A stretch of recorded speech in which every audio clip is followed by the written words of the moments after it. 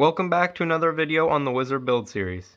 A few videos ago, we made an air filter to stop the engine from stalling or running rough whenever the wind blew. After a few drives, I have noticed that it runs much better. The wind doesn't do as much to it, but if the wind blows hard enough, it still does struggle to run and whatnot.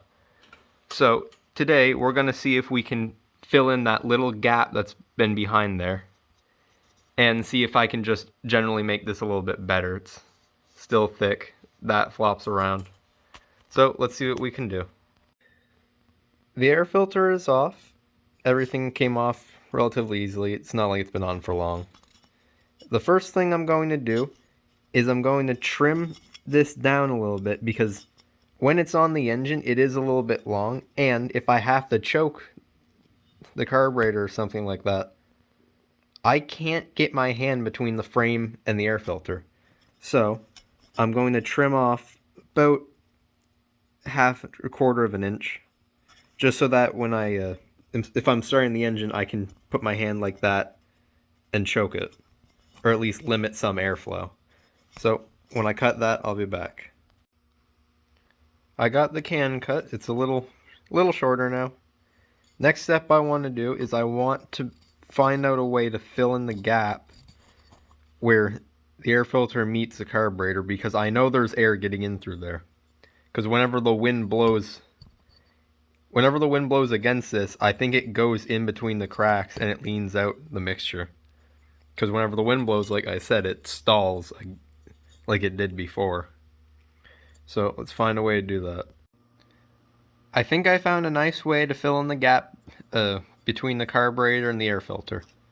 First of all, I flattened out the end of the can here. You can see it's kind of level with each other. It's flush, at least. What I did was, over at the workstation there's a big metal slab on the table.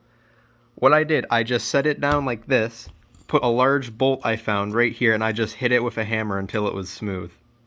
Well, level. So it'll be somewhat flat now, and to fill in all the smaller gaps, I also made a little gasket for it. Just out of cardboard. Don't know what it was, but it's a gasket now. So now I just have to put these two on. The air filter's back on, well, half of it at least. Both screws are in. And you can see the gasket sticks out a little bit. That's fine. With how much gas goes through there, it should melt. Or at least get worn, disintegrate, whatever. Anyway, the gap is gone now. I don't think any wind will be able to get in there. So that's good. Next step, we'll be putting the rag back over it. And then trimming that down. Once that's done, it'll all be done.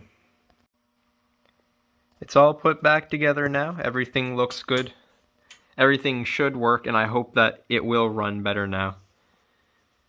All of that end of the can is flat, gasket in between it, and you can see I did trim up the rag, because before it could go right over the carburetor and it would flop around in the wind. So now, looks nice. A little bit of excess, and I kind of like that style. It's all done though, so should work.